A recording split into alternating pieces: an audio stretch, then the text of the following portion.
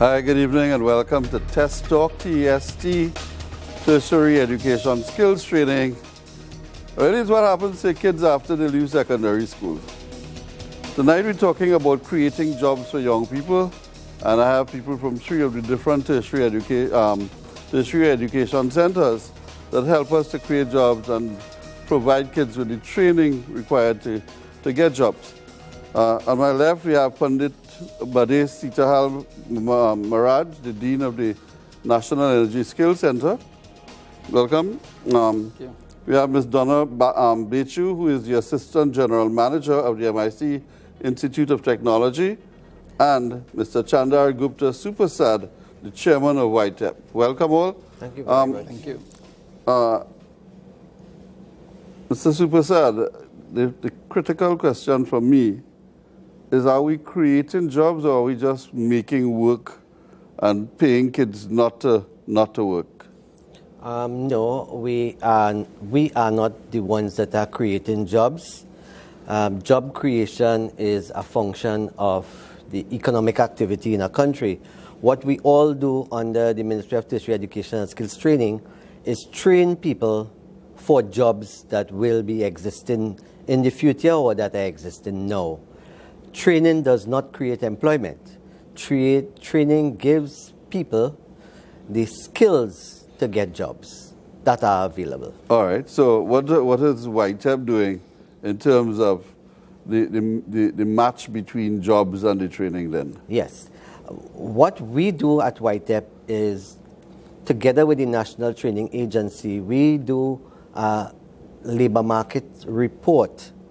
YTEP will do a separate one, National Training Agency will do a separate one, and we try to do a scan of the environment to find out what jobs are available and what jobs will be available in the future. Based on that, we vary training programs to suit those jobs that are available. Some of the really traditional ones that are always popular would be in the skills of construction, carpentry, masonry, plumbing, tile laying. But YTEP has gone into some different areas. We have gone into the digital academy and training people. YTEP has been doing pan tuning and pan arrangement, and so we have these kinds of courses. Okay, but MIC is really what? It used to be Metal Industries Company. So clearly that limits what you're doing. Well, no. We have renamed ourselves recently and rebranded, and we're now the MIC Institute of Technology, because we started off, yes, mainly dealing with manufacturing, but training is now our biggest component. And training in that we are a post-secondary institution and we train for industry. Actually, our motto is training for industry.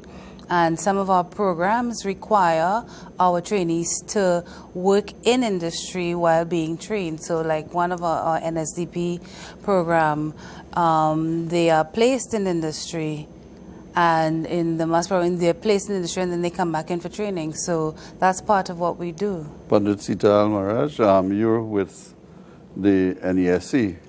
Well, is that any different from the other two? Or? Well, there's a certain degree of articulation within our agencies, and there are differences in the actual training that is provided. But the National Energy Skills Center is really a very significant education system in the national grid, because the National Energy Skills Center has 11 campuses, 10 in Trinidad and 1 in Goldsboro, Tobago. And we offer training in 17 areas, as well as we are in the unique position of having a training oil rig. So we do offer the rig technician course at our St. Madeleine campus. But by the mere fact of offering 17 skill areas, we really cross-cut a number of very significant areas, so that we do a number of things. But let me just backtrack quickly to say, I said we are a very significant education system because currently we have 1,800 trainees at our respective campuses. And the fact that we had in our last cohort, by virtue of applications, almost 3,500 trainees, young people, seeking to get entrance and enrollment in the National Energy Skills Center, tells of the appeal and the functionality of what we do Could at also NESC. could also tell of the desperation of kids. But I'll come back to that now. I just wanted. Sorry, go ahead. No, we'll come back to that. Let me tell people that the phone lines will be open from here.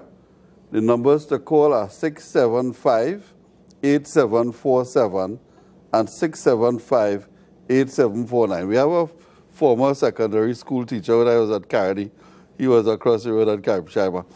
Isn't it true that every year there are a lot of kids who graduate with English and 1 or 2 or 3 subjects, and yet there are no jobs for them, and there is a level of desperation that's building up not only in Trinidad, in the entire Caribbean? Well, I don't know how true that is, but the youth unemployment is a worldwide issue. Trinidad is not unique in that. Fortunately for us, the unemployment rate among youth is 12.1%, which is really not spectacular because the unemployment rate in the country is about 4.6%. So youth unemployment is 3 times the ordinary employment outside of youth. Now, we define in youth as people between the ages of 15 to 24, 25, which is what the United Nations would use as their youth. Now, many people who complete CXC exams, there's a small percentage that go on to do the CAPE, which is the equivalent of the GCE levels. And then there are those who would go exit the system and then move to technical schools, move to universities, and move to all these tertiary providers, both private and public. Yes. So the percentage of persons with, who leave secondary school to look for jobs is not a really huge percentage, because for a lot of people, they realize that coming out of secondary school is not sufficient education to get a job. Understanding that the world of work requires people with skills for the workplace, persons are going into certain skill areas. Some go into academic areas, some go into technical vocational areas in order to get jobs. Donna, I see nodding in support here. Because that's where we come in. To get them ready for industry. In essence, they come to us and we give them a skill that would make them employable. Or also, when we are also giving them the entrepreneurship modules and the life skills modules, that they could even have small businesses of their own. They can become small entrepreneurs. No, wait. So, what are these modules you're talking about? Entrepreneurship and life skills? Yes. You want to explain that for me? I don't understand that. Well, what it is that part of their training requires that they do courses that teach them the basics of entrepreneurship. You know, how to keep your books, how to write a proposal, how to plan a job, that sort of thing, as well as life skills, how to manage your time, how to manage your money, that sort of thing. And that's part of the training that they're given through M-Test. Yeah. It's not just my agency, but all of our agencies. But Pandit, you didn't agree with me just now about youngsters just piling up there. No, I wouldn't say I wouldn't agree with you, but I would just rephrase it another way. Because, yes, there is a considerable number of young people exiting secondary schools and looking for opportunities. It may or may not be desperation. But what is critical for us and how we see our role at NESC and through M-Test is how we organize ourselves to provide meaningful and significant opportunities for these young people, so that when they come to us and we provide training, they could go on to decent, sustainable livelihoods. They could articulate in their own careers, because what we seek to do is to align the training with the requirements and needs and demands largely of industry. But how do you do that? What kind of linkages do you have with industry? Right. Well, we have very, very significant linkages with all the industry players, so that there is a constant interface through our board of governors. Who is that? TTMA, Chamber of Commerce? Well, it's the Chamber of Commerce as well as all the industries that exist, because we train for industry. So from our board of governors, many of the key executives from industry, they constitute the members of our board of governors. So from intrinsically within the organization, We have those who will contribute the knowledge and the value of what we are seeking to achieve. We too do our own interface because of the way NESC is organized through the different divisions, from the campus managers, the heads of department, the instructors, the student services division. So we have organized and arranged ourselves in such a way to have that continuous interface and interlink and integration with industry partners. So we align ourselves that way. And even within NESC and within MTES, there is a certain degree of articulation. So we can move from level 1 to level 2 to level 3. Okay, so you've lost me. All right. Gupta, so explain this to me, please. Okay. What are these, all these levels and things? YTEP concentrates on level 1. There is a framework we have in MTES with technical vocational skills and education and training. And most of YTEP programs, most are at level 1. After completing a level 1 program... What constitutes level 1? I'm going to go that way now. Yeah, okay. For example, somebody who does masonry, at the end of completing a YTEP program at level 1, he is not a mason. He is a mason assistant. And then he can go, or she can go, to a level 2 program, most likely in MIC, and then go into a level 3 program where he will be a fully fledged mason. So we have this, what Pandit Sita Maharaj is talking about, articulation, where you move from level 1 to level 2 to level 3, and then you could move to university level at level 4. So we have this system of articulation. So for some people, they are quite happy stopping at level 1 and trying to get employment at level 1, because level 2 will be a little more difficult, and it calls for a lot more theory in addition to the practical. So some people will stop at level 1. So that's the articulation. But isn't it we dealing in a competitive area where some of them might just stop at level 1 and just go into one of the make-work programs, and you lose them forever because they're better paid? We don't train people for make-work programs. We train people for industry. We train people who will be ready for the workplace at the low levels, at entry levels, and when they build up that experience, they may go into a second level, level 2 and level 3. And then entrepreneurship. Yeah, we just like MIC, Institute of Technology, we also have that entrepreneurial development support services, a whole department that is responsible for developing the skills of the young people. And further to that, we have signed a memorandum of agreement with NEDCO, so that our students, after they have completed their business plan and that kind of thing, they can now go to NEDCO with their business plan. NEDCO is? A national, I don't remember, it's entrepreneurial development company. Okay, yeah, that's right. Entrepreneurial development. And, and no, so they can get, excuse me, I live in Antigua. Yeah, I just say NEDCO, so I don't really go into what it is. But we have signed this with NEDCO, and they get up to $15,000 to help them start a business. Okay, that's very good. Let me just remind people, we're talking about what happens to kids after they leave secondary school. The numbers to call are 675-8747 or 675-8749. But Gupta mentioned MIC as what, the second level or third level? Actually, we have up to level 4, where we also do a couple of level 1 programs as they do. And we also have our level 2 programs, certificate programs. Those are generally the industrial craft programs that were housed in the technical institutes previously at San Fernando Tech and John D. And they write the National Examination Council exam, and that's internationally accepted.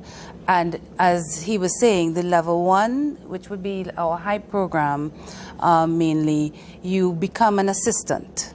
So that's the amount of information you have. Then when you go on to level 2, you have a lot more of the information required and the skill required that you can do jobs on your own. You're no longer required to work with someone else. And then as you move on to the diploma, etc., then you now bring people to work with you, etc.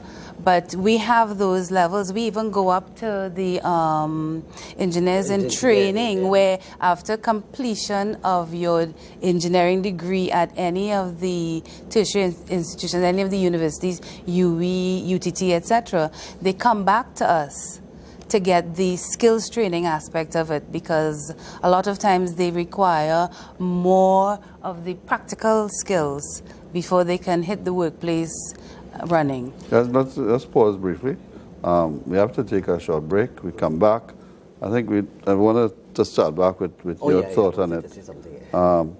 Folks, remember we're taking a break now, but call us at 675-8747, 675-8749. This is Test Talk, what happens to kids after secondary school. Thank you.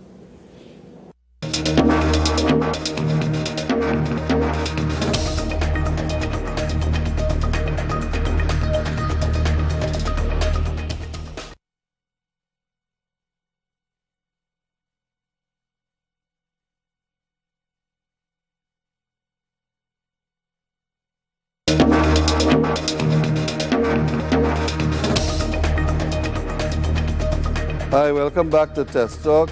What happens to kids after secondary school? We have a caller from Chaguanas, so it's a nice way to start back this segment. Caller? Hi? Hi. Good evening, sir. Yes, sir. This is a question for Mr. Gupta. Yep. Go ahead. Go ahead. Mr. Gupta. Good evening, sir. Good evening. This Hola. is Mr. Bawani from Carpi, China Senior Comprehensive. I think you know me. Maybe. Sorry. Well, I'm resigned now, okay? Okay. I've resigned for the past 5 years. He's my good friend. Very nice fellow, right? Right.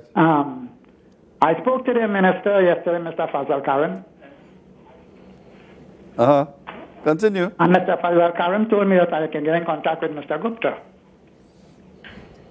So, Mr. Gupta, I've been working with the Ministry of Education, secondary school level, and the Agricultural Department for the past 33 and 30 years. I know who it is. Right. Can you give me some highlight or give me some information of how I can get through a test, or do I have an automatic entry because of my experience in the Agricultural Department? Well, just, you want to ask him? Yeah, I didn't get your question. How will you get through with what? I said, yes, sir. Go ahead. Is it that I have to go through the same system as the rest of the callers through test? Because I have been working for the past 33 and a third years with the Ministry of Education and the Agricultural Department. No, what do you really want to get? A job? Do you want to get back? Yes, I would like to get a job because I have resigned for the past 5 to 6 years. I'll answer. Okay, great. Thank you very much. We appreciate that. Mr. Bawani, when you said Agricultural Department, then I remember you. All right. Okay. The National Training Agency, together with MTES, is embarking. Minister Karim has announced a program called Retirees Return to Work. So people like you who would like to retire from full-time employment and go back on contract jobs, that is the area in which you will be afforded that opportunity. So look out for it. I think it was launched recently, or it's about to be launched. I'm not quite sure. But for somebody like Mr. Bawani, it relates to another issue. Young people and even mature people do not have to enter into training at level 1 and work their way through level 2 and 3, because Minister Karim has instituted something called workforce assessment centers. Okay. So people who have skills in a variety of areas and have no certificate to show for those skills can walk into these workforce assessment centers and be assessed. There's a process where they will assess their skills, both practical and some theoretical. Most people will not have the theoretical skills, so they will help them to build up those theoretical skills.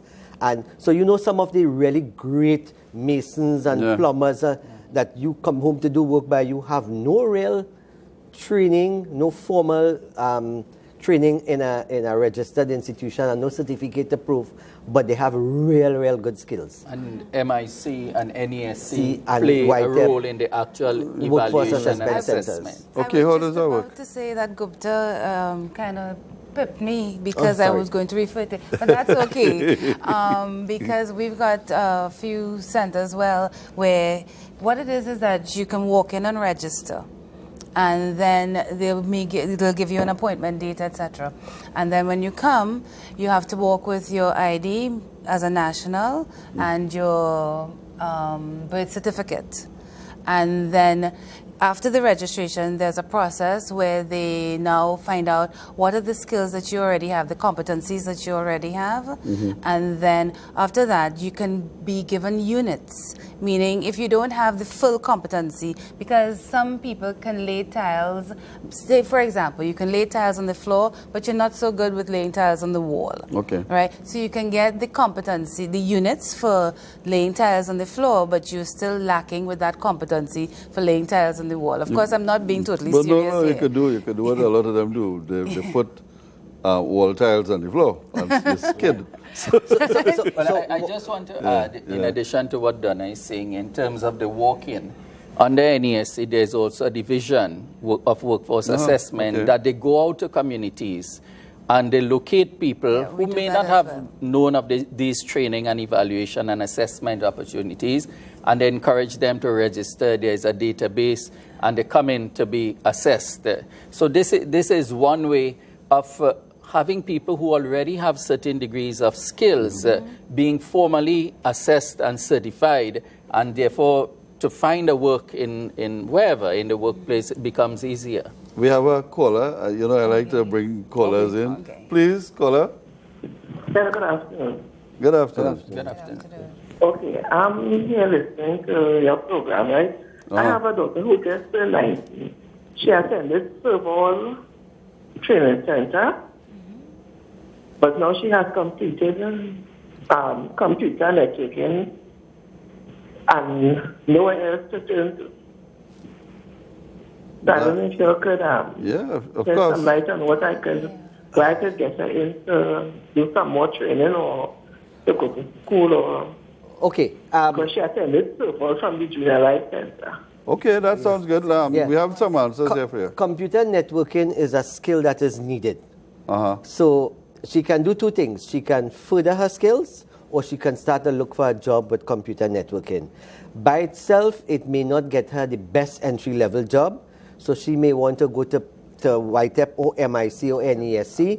They could go on our websites. NESC will have their website, MIC, YTEP. YTEP website is very simple. Once you type in YTEP on the internet, YTEPP, the website When she will had come up. computer networking, So she could do this find it piece, right? easily. The question now is, how do we help her? Right.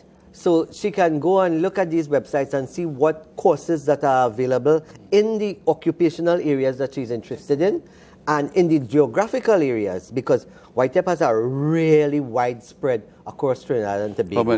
How many? We have 50 retraining centers and about 50 community-based centers, and then we have center-based programs, and we have full-time centers. So if you look at our map of Trinidad and Tobago and showing YTEP centers, we have a lot. So let me put myself in her position. She's done computer networking. As her mother says, she really wants to know where to go from here. Right. She could go look for a job, which may not be as easy as all that. Or she could take her learning to a second level. But she could also, Tony, hook up with the National Training Agency. NTA has something called a Jobs and Career Coach, 2 Jobs and Career Coach, which Minister Karim instituted. And these Jobs and Career Coach go all over the country in malls, etc., and different days of the week, and they go to the schools as well. And there is up-to-date labor market information there on the Jobs and Career Coach because they are internet ready and they have everything there. And they also have people who will teach you how to write your resume, how to write your cover letter, how to apply for a That's job. incredible. Yeah, I mean, we have... What I should do is when you guys go back, perhaps send me the information where the coach will be, and we will put it on TV4. Yeah. Well, I can guarantee that.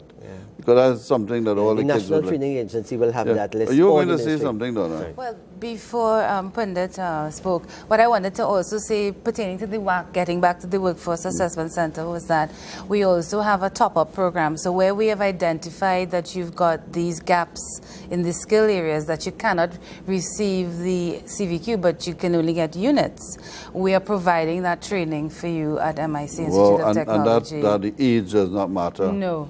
That's incredible, man. That's good stuff. And Pandit? I was just going to add, in addition to what Gupta said in relation to the caller, because sometimes we may have a certain level of certification, but we are not aware of other opportunities for retraining and retooling and even pursuing another career.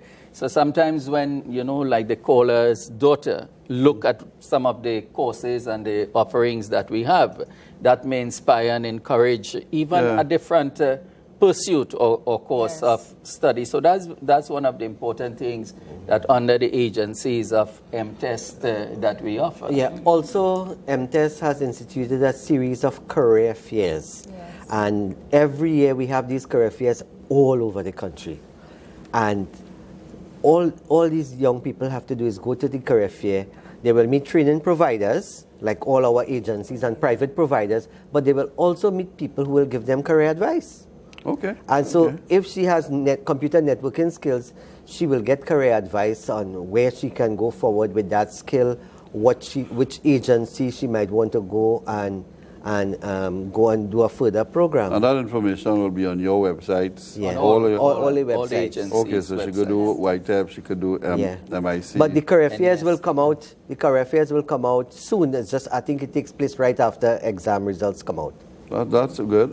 If you guys send me the information again, I'll follow it up and have us at least put it up on TV4. And if the lady watches TV4, as she does. But she should not wait on those things. She should try to contact any of our agencies and get advice. Because we have student support persons who give this advice in all the agencies. And we're really not in competition.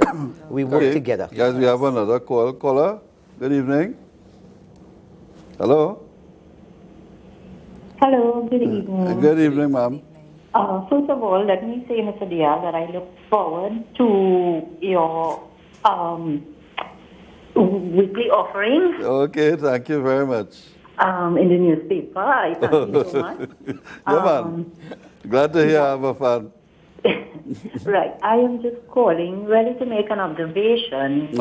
And I have found what the NESE, MIC, YTEP offers is really very good. It's a great option for young people who are not as academically inclined, one, and two, who have an interest in skills, because that is where their passion lies, and that is where they are most capable. I just want to say that, yes, it's good to develop the skills, but what I have observed among some of them is that there is a level of literacy that is still required, because regardless of the skills that they are doing, certain amount of computation, reading, and that sort of thing is still required. And I see that this is still lacking in some areas. So I would just like to suggest that some level of emphasis be placed on getting them to a point where they are functionally literate and they can do ratios and percentages and that sort of thing, because it will be required in the skill itself. That's really interesting, because like you, I have noticed that a lot of the kids, I'm interested in writing skills more than anything else, and the quality of writing does not really impress me. But you're the expert. I think that's a very valid concern that has been expressed, but also just to indicate that it is something that we are aware of collectively, and it is something we are addressing. In fact, in NESC, we have instituted and we are going to strengthen and deepen and widen a remedial program in mathematics. Well, we could say literacy and numeracy for simplicity's sake. But the caller is right. in NESC and elsewhere, we have 70% practical and 30% theoretical work. But it is important to know how to read and how to understand, just not word recognition level, but to go deeper and to understand what the context and the clues. I have to confess, we were doing some sociological studies, and our test of literacy was if you hold the newspaper upside down and the person turn it right side up, put it so there could be any standard for literacy.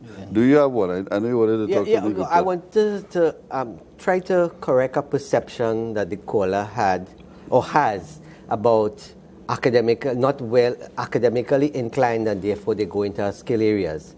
I want to tell you that some of our skill areas, you really have to be really good academically, and it's not. That's a perception that many people have in our society, and I think it's a worldwide perception. If you're not good academically, go into a technical vocational area. But some of the programs at NESC level 2 and level 3, even the people with a university degree struggle. To get through some of those programs. So I must disabuse people's mind from that perception about but I have a feeling that what she really meant foundation was... but I just wanted to... Correct. That's right, because important. when I was young, if you didn't do well in secondary school or primary school even, you stay until school even, and then you go and do a trade. You go and learn mechanic or you learn something. And that is not happening to the extent that it is, that it used to. Were you going to say something, Donna? Well, I was just going to refer to the fact that we do it. We do have remedial classes. We do have where there's a concentration to ensure that they do the English and the math, and in the high program it's computerized because you're trying to get their interest, to keep them interested. So it's not just chalk and talk or the blackboard or anything of that nature. The math and the English component where we're trying to upgrade those skills, it's for them to work on the computer, and it can also be done at their pace. Even though there is an instructor there working with you, it can be done at your pace as well. So in essence, as you learn one module, you continue with the others. So we are working on that, and we do understand what she's saying, because it is really... I just want to add, even though it's outside of us, but very importantly also, by way of skills training and providing opportunities, the Ministry of Education itself, where I spent over 33 years, has expanded technical vocational training and courses from 44 schools to 105. And by this September, all 36 secondary schools are expected to at least offer one or two or a few of the technical vocational courses. That is a breakthrough. So there's a wonderful, kind of teamwork and governance system I'm broadening skill-based training. Actually, the education minister, as you suggested, will come on Tough Talking next Thursday, and answer some of these questions about where we're going, what we're doing with the education system. Right, so I'll try to prevail. Talk to him. Yeah, I will do that. But no. Can I sure. Can I just add no, that, of course. No, you're sure. Because as I was talking about keeping the young people interested, because I think that's one of the problems that we have, where when you get them into the organization, you have to ensure that what they're doing is something that they're interested in. And technology and computers, I don't know of a young person who isn't fascinated or who isn't very interested in it. So we have a welding caravan, and besides the welding caravan, where we have the simulated welding that is taking place, we have the simulated welding in our classrooms, in our centers. Okay. So you find that we're taking the caravan right now to the various secondary schools, so that the young people can see that there are other options. It's not just academics, but there are other options. You're an underwater welder offshore. You know how much money make serious bread. Yes, as well as you are needed worldwide. Because the ones that I know in Trinidad, they don't work here, they work abroad. They go abroad and come back. If I was any younger, I wouldn't mind burning off your rods myself. But I think for our listeners and viewers, one idea I would like to add is that we all run complete education systems.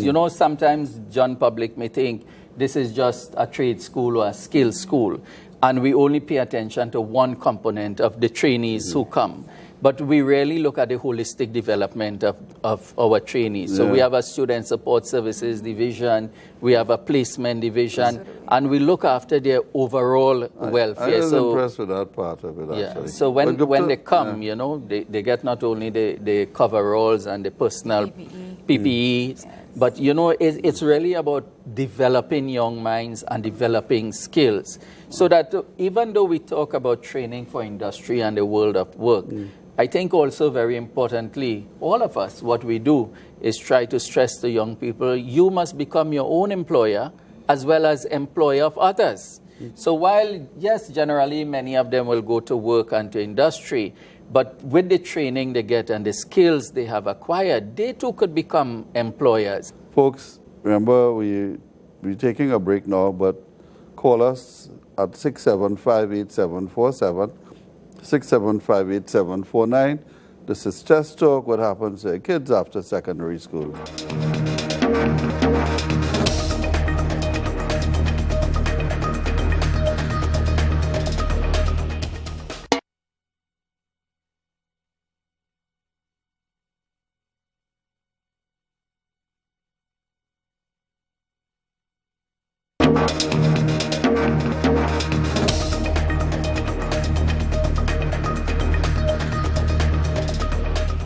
Let's go back to creating the jobs for the young people, because on the one hand, we're all talking training, but do the jobs really exist, Gupta? Do we have jobs out there for them? There are jobs available in different geographical areas at different levels, but it's to get young people to do some of those skill areas. We still have that notion of people going into academia and less of them going into particular skill areas. We also have the problem, of course, with But let me just say that in order to absorb all the young people that coming out of the education and training system, we have to create that amount of jobs per year, which hasn't been happening in most parts of the world. Yeah. Because based on the crash, the financial chaos of 2009, there has been such an uncertainty in the economy that the job creation and the financial sector is the Achilles heel of the whole global economy.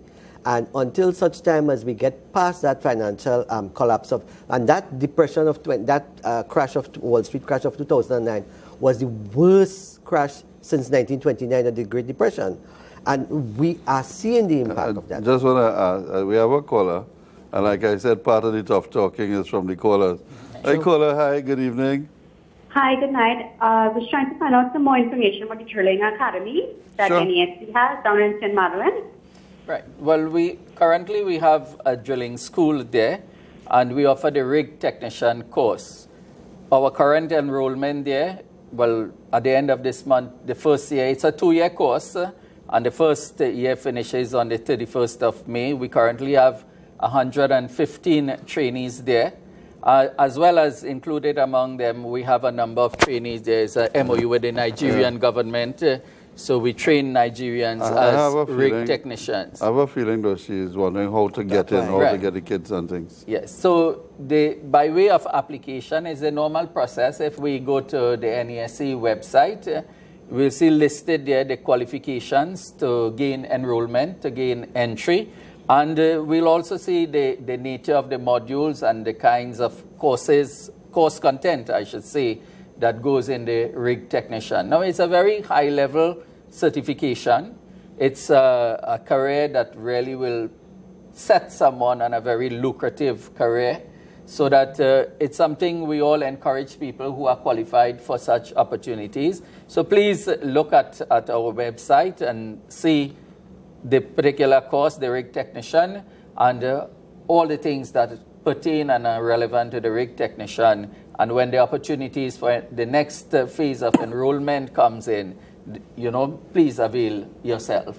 That's really good. Thanks for it. But let me just remind people again, our numbers are 675-8747, 675-8749. Gupta, you're completing a thought in terms of the job availability? Yeah.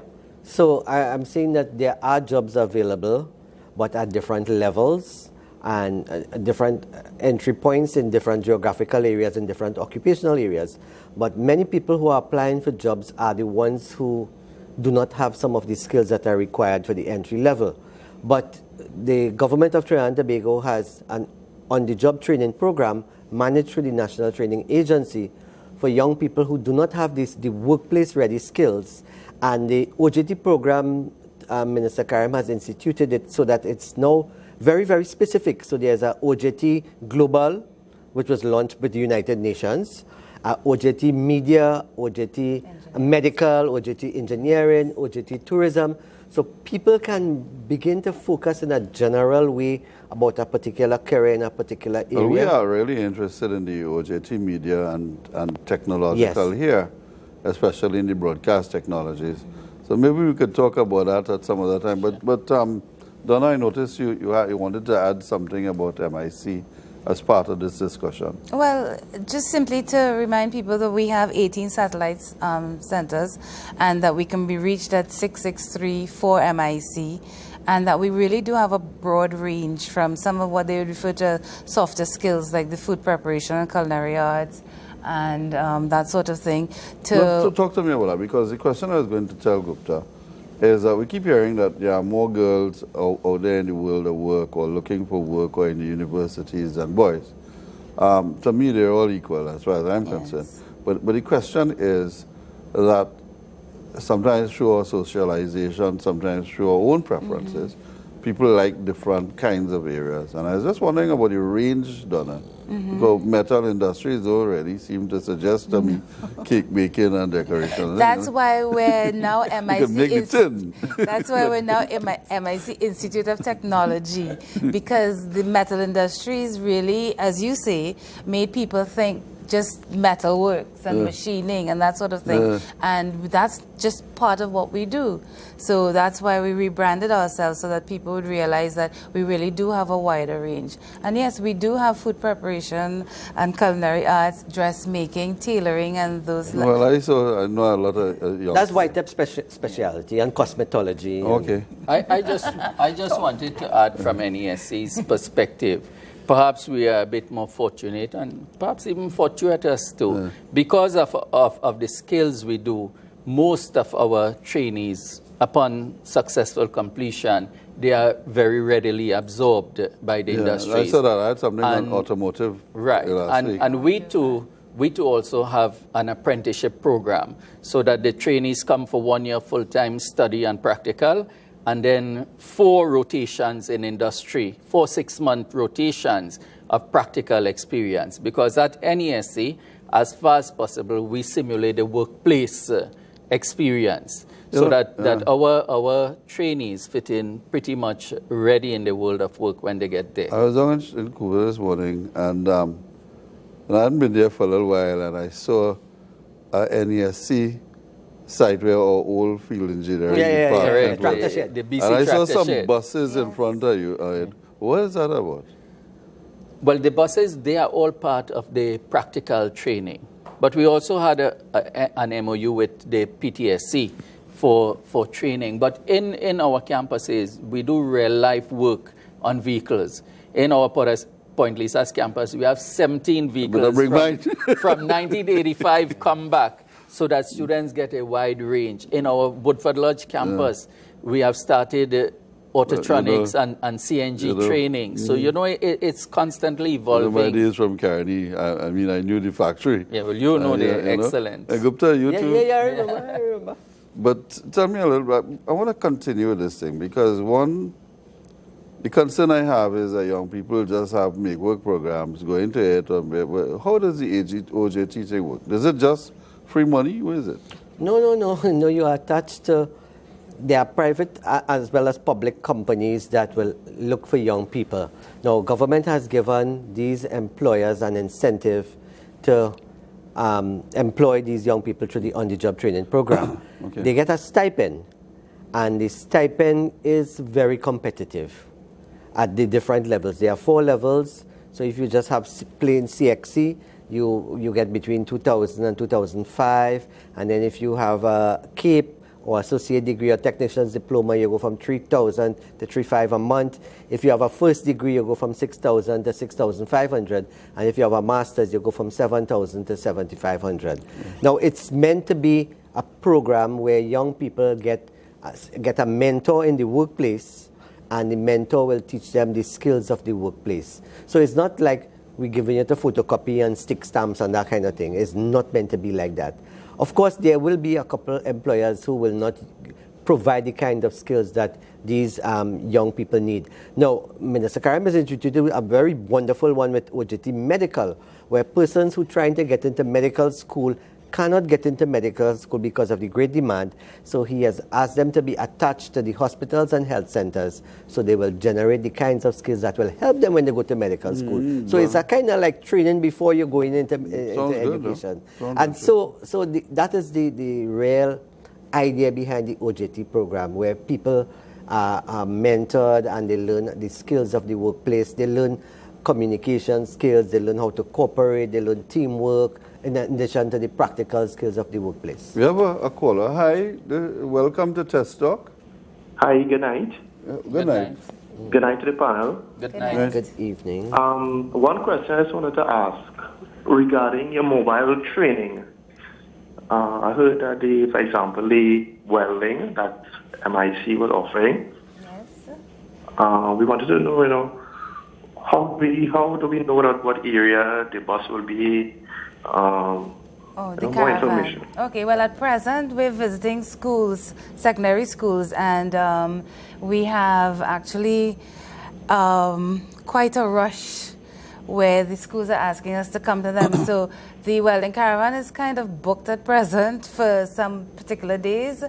But what I was also bringing to the fore was that the simulated aspect of learning without the heat and the safety aspects of it is that they come and they actually learn how to, weld a bead and that sort of thing. And it tells you. If this young man wanted to learn and the caravan wasn't coming to his area, what does he do? Well, he can call us at 663-4MIC, and we can give him information pertaining to it. Because at present, we're booked for next week and the week after that. So, and it's at secondary schools right now. So we have welding programs. I mean, I have the list here throughout Trinidad and Tobago. I don't know the exact location of the welding programs, but we have welding programs, and we have the certified welders and fabricators course as well. So if he goes to YTEP's website, he will see where the welding programs are located, which schools, welding and fabrication. So I would also like to tell him that we have the only AWS approved. What is that? American Welding Society, yes, in the Southern Hemisphere, South America and the Caribbean, at MIC in head office in Macoya. And we do offer courses there as well. And like we say, we don't really compete because they have certain levels. We have different levels where you can go up to CWI, which is the inspector, as well as the instructor. So you have different levels. NESC, we have a sophisticated welding called flux course. You could continue to articulate within a skill and sharpen and improve skills. Okay, that's incredible. I mean, I'm learning a lot more. I remember when NESC was just upstairs, Jack Ramuta Singh's hardware. I used to help out. I was assigned there for a while. Correct. Can I jump in here? Yeah. We have 18 satellite centers throughout Trinidad and Tobago. Wow. So we're no longer upstairs. Yeah, I think I know that part. But we are all across the entire national landscape, and each year we are adding new campuses. Centers, So even NESC, hopefully we are looking at establishing in September a campus in La Joqueta, another campus in Siparia, and likewise our colleagues, agencies, they are also expanding. The lady who did the makeup and I are both from Siparia, so the faster the better, I just wanted to add to, as we talk about skill and trade, and we talk about the different types, it is not only the industry type. For example, in NESC, we offer sound recording and music production. I saw a columnist in Sunday's newspaper talking about the lack of opportunities and there are no structured courses in these areas. But these are things that we do. We do it in the Laventille campus. We do it in the Point Lisa's campus. So even those kinds of burgeoning careers, because we live in a service oriented industry, so that a lot of things naturally find fulfillment in such industries. Well, so we too have developed that way. Tony, what I would like to say in summary here is that if a young person or even a mature person would like to get a skill, there is so many opportunities available throughout Trinidad and Tobago, both public and private. But here we talk about public, where they can get a skill that they require through YTEP, MIC, NESC, COSTAT, all of these agencies, Serval, all TTHTI. Okay, we have a caller. This is your last caller for the night, I think. Give him the time. Hi, welcome to Test Talk. Hi, good night again. Good evening again, I should say, to everyone. Good evening. I called a little bit earlier. I find the program very interesting. You all just made a point there. I've been wondering about this for the longest while. It seems as though while we focus a lot on the skills on tech work and so on, in terms of customer service, in terms of the food industry, even you go to buy fabric in the store and so on, and the level of customer service that is displayed, it indicates that there is a real need for those types of skills. Where with the government service will we find that being offered? I think we have one course in customer care. I'm not quite sure. I can't answer that. But I agree with you that customer service is sorely needed. But because we give a qualification at the end of our program, I am not quite sure that we could develop a Caribbean vocational qualification in customer care because our courses last 9 months. So I with a certain amount of contact hours. Do any customer care stuff right too? Part of the life skills deals with that. And I know the MUST program with the hospitality and tourism, they deal with that as well. So it's part of a larger program. It's integral in the modules that we do rather than a standalone. Or but I agree with the caller. Yeah, I do too. I do very much. Okay, folks, thank you very much, all three of you. Thank you very much for having us. Thanks.